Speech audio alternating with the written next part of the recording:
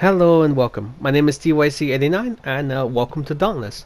Okay, I'm just gonna really go by this review as fast as I can. This is like the fourth time I've recorded this, and I just keep talking over the limit. I only have like 20 minutes, and I have so much to say, and I can't fit it all into this video.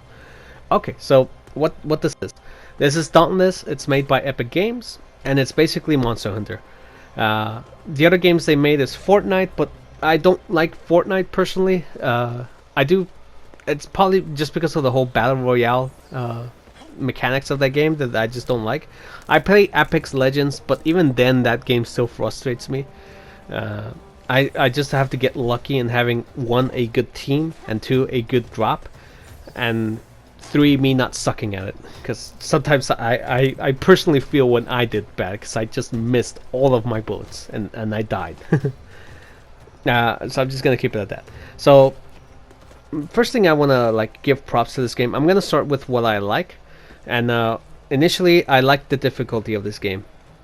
In Monster Hunter World, I can do solo quests by myself, and specifically on Monster Hunter World, I can do solo quests by myself, even the most difficult ones, which are called Arc Tempered. I can do those on my own. It's still hard. I still will die, but I could do them. However, once a single player joins that quest, where it's a party of two, or being 2, 3, or 4, it automatically changes to a multiplayer difficulty. It's incredibly hard. You immediately notice the jump of difficulty because the enemy doesn't get staggered. You take a lot of damage, and the enemy has a bunch more health.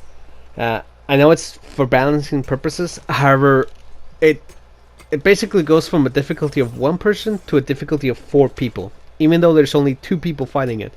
And I think they don't have that for Dauntless. I think if you enter a quest with just 2 people, 3 people, 4 people, the difficulty adjusts for that. Because in my entire time playing this game, which it's been a long time now, I think I don't know how many hours I synced into this game already. I'm almost at the end game. I'm only missing to fight 3 more monsters, but I'm basically high rank by now for Monster Hunter standards. I've never come across a situation where me fighting a monster alone, or with 2 people, or with 4, felt any different. The most these quests take is just 25 minutes if everyone's doing bad, and if everyone's doing good, 9 to 8 minutes. Which is crazy, and I like that. I like quests that go fast. I don't like, as much as I like grinding, I don't like being in a fight for more than 30 minutes. It's just unnecessary and very tasking, because it's just it's constantly you thinking about the enemy, constantly thinking about your situation, stuff like that. Another thing they fixed for difficulty was the players themselves. Everyone has 3 revival stems. Like if you get knocked out, like your entire health bar gets depleted, you can bring yourself back with one of these revival stems. You can also just stay there on the ground and wait for someone to revive you, which does happen. I like that. Players do see that, oh crap, he's knocked down, I better revive him. I think some players even avoid using revival stems because every time you come back to life, you come back with less health. So you really have to be careful how you decide to be revived, because the more times you die, the danger meter increases. You can see right now in the top right corner. Right now it's at 17%. The more damage this monster does to people, be it by knocking them down or just dealing damage, that thing is gonna rise.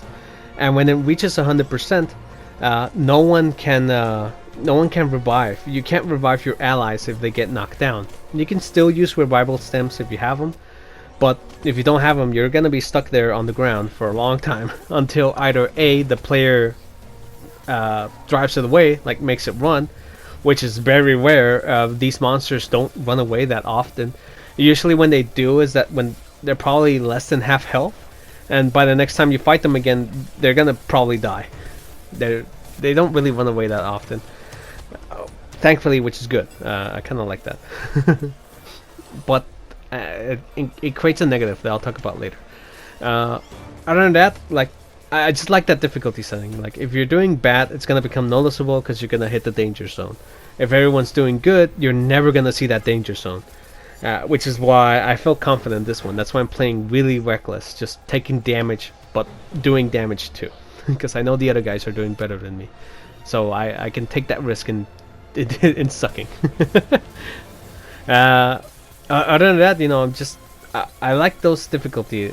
You're no longer pulled down by a player that's dying a bunch of times, causing the entire quest to be lost. Everyone has their own healing methods, and we'll have fun. And I like that. Thank you, Dauntless, for managing difficulty the right way. Next up is easy weapons. Each weapon has their own unique abilities. Yeah, unique abilities basically. Like, they all have their movesets, but they all have like this special meter or special gimmicks that you can use, and they're quite fun. I really like the sword. I like the axe because it's basically the great sword. The chain blades because they're basic. You turn into Kratos, and I like that. I haven't played God of War in a long time, so I like me some Kratos. And the war pike, which is a spear. There's two more weapons, which is the hammer and the guns, but I don't like those two. I never been a range type of player, and I never been a heavy hammer hitter, which is funny because I use the axe and the greatsword, which are slow hitting weapons.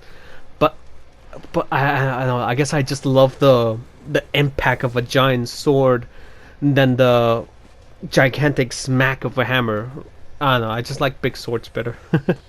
But they're easy to use. The only downside, and I want to mention this while I'm talking about the weapons, is that the special abilities, there's actually more. Right now, I'm even using the next special ability that you unlock with the sword.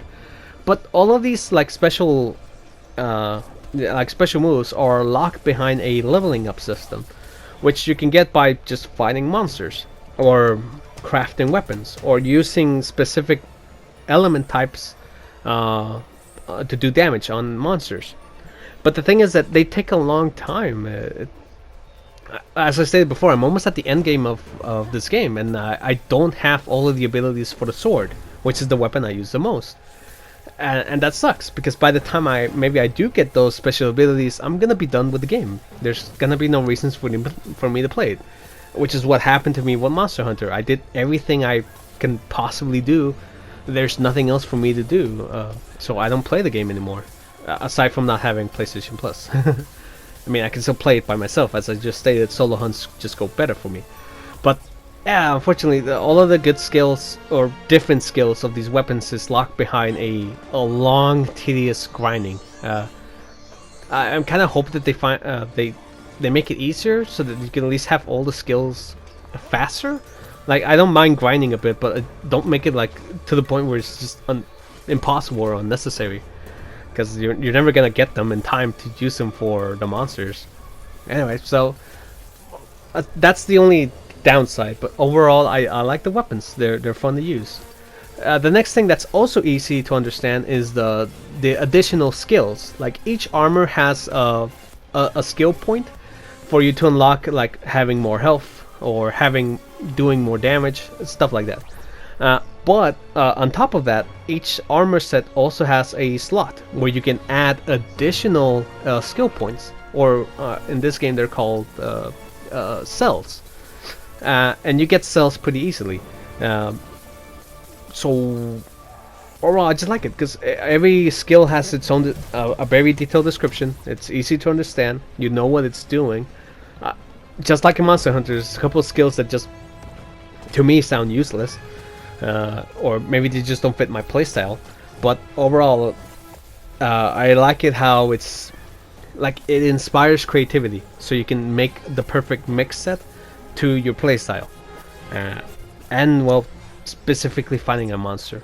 On top of that, I do want to add another negative in here, is that it's missing loadouts. You have to manually change all of your equipment and stuff between each fight. So normally I would just wear a set that's perfect for fighting, for example, fire monsters, and just grind fire monsters for a good while until I switch to a different well, manually switch to a different armor set to fight another type of monster.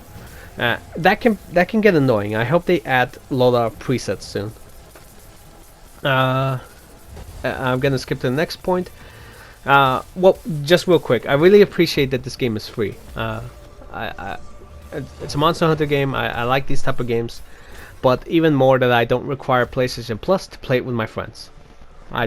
Thanks again for making a free game and a good one, one that I like. Another thing I really want to point out is the artistic design. The colors. I love this. Unfortunately, in this video, I played in the desert stage twice, and at night, which doesn't allow you to appreciate the colorfulness of everything. But I just like it. The armor, the weapons, they all have these wacky designs to them, and they're all like colorful, and I really like that. And considering it's done by Epic Games, I've seen some of the skins they have for Fortnite, and I love those designs as well. They're really the type of design behind them is really artistic, and I love those. It's stylized. I always appreciate a game that has stylized designs over realistic ones, which is unfortunately for what they did for Monster Hunter World, which is also kind of weird because previous games before that had these wacky, colorful designs, and weapon designs that look really amazing. So Monster Hunter World decided to take a step to the realism, which I don't like, but deal with it basically. And Dauntless here is doing what I love in Monster Hunter, these really creative armor designs. So I'm glad that they're doing that for this one too. So hopefully they add more. Well, the thing is that there's already weapon designs for every monster. So the only thing they could really do is add like a variant or different versions of the armor. For example, which is what they also do in Monster Hunter. Like there's the low rank, the high rank, and then what they're calling it the master rank now. And the armors look different. Maybe they can do the same here, where you can fight this monster again, but he's harder, and gives you a new armor set. That would be nice. Maybe they'll do that in the future. That's it. That's most of the positive things I really like about this game. I'm gonna start talking about the negative, especially now that I'm finding a negative style of monster. One real quick I want to talk about is the art, because even in the game when it's giving you hints and explaining to you the mechanics of the game, they show artwork of these characters, but they look really they look great. But then when they did the 3D models, they look kind of weird. It's a real minor issue. Again, you'll get used to it because most of the time you don't even see the models. It's just I think every male every male and female face looks the same, and the body builds are a little too jank. For example, and I just want to mention this quick. I know the designs are okay. They fit the lore of the game. Like you're finding these monsters, you have to be buff. Like I understand that, but when I look at the girl that makes the armors, I don't know what to call her. I'll just say Smithy because I forgot her name. It's very obvious that they decide to use the male model and just slap on the female face, which you can do that yourself for your character if you want to. And again, I consider that's fine. I'm glad that the option is there. However, when you look at the artwork that's intended for that Smithy girl, she looks nothing like the 3D model. She looks way better in her 3D artwork. So I'm 3D artwork. I'm sorry, in her 2D artwork. So I don't know why they decide to make the 3D model so off. It just doesn't look like the art. Anyway, I just want to mention that real quick. Okay, another thing, the map. As I wish there was a map, so I could just look at where all the gathering spots are. Like you'll remember them because thankfully at least the maps are short, so you're not gonna get lost, or you're gonna know exactly where everything is after a few times of playing it. But I still wish there was a map. I also wish there was at least a quest you can take where you can explore the map and just go there to gather stuff, because gathering materials is useful. You don't really need them to build armor, which is thank God, but you do need them to make the potions. Create all this extra stuff that will help you in hunts. And if I start using them, I may, you could do better. And not having to worry that, oh man, I can't craft this anymore because I don't have the materials. It's good to have. Like it's like a Monster Hunter. It's like running out of potions. You don't want that to happen. So same here. I wanna keep using these helpful potions to help me out with hunts, and not having to worry that, oh crap, now I have to gather the materials again. So one, I wish there was an easier way to gather materials, like more than just one at a time per quest. And two, that there was at least a map to tell me where it is. I just want to find what I need as quickly as possible. Okay, next thing, another real quick one. I don't understand why there's no health bars on these monsters. Like, I guess again because they're copying Monster Hunter World, but the thing with the health bars in Monster Hunter is that's a tradition. They've been doing that for all of their games. But Dauntless, this is the first game on your franchise. Why did you decide not to have health bars? The monsters don't run away that often to even see that they're limping, which was what happened in Monster Hunter. The only way you could know that they're weak, because they would run away. But in this game, they don't run away. Again, I find that good because I always find it annoying where they're running away a lot and often. This game, they don't do it that often. At best, they may run 2 times. But most of the time they just run away once, and by the next time we fight them, they're dead.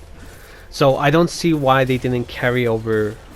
I mean, why they carry over the no health bar thing. They should have just put health bars. Because another weird thing is that they do have limping animations. When they stop freaking attacking you a billion times, and they're just walking, you can see that the limping animation activated. So I just don't get it. Why not have health bars on these monsters? Maybe it's the skill. I mean, I still find that kind of dumb. I hated that in Monster Hunter, where if you wanted to know how weak a monster is, you need to equip a skill, which is useless. Why would you want that when you can deal more damage? I don't know. I just don't get that the no health bar thing. Another thing I guess I could talk about is how loot boxes work in this game. They come in and I mentioned them earlier in the cores. You can buy cores if you want to get more cells, which is the whole skill point. You don't really need to be honest. I mean, it's a plus side if anything. I don't know why I put it in the negative part. Oh yeah, I did, because it limits customization.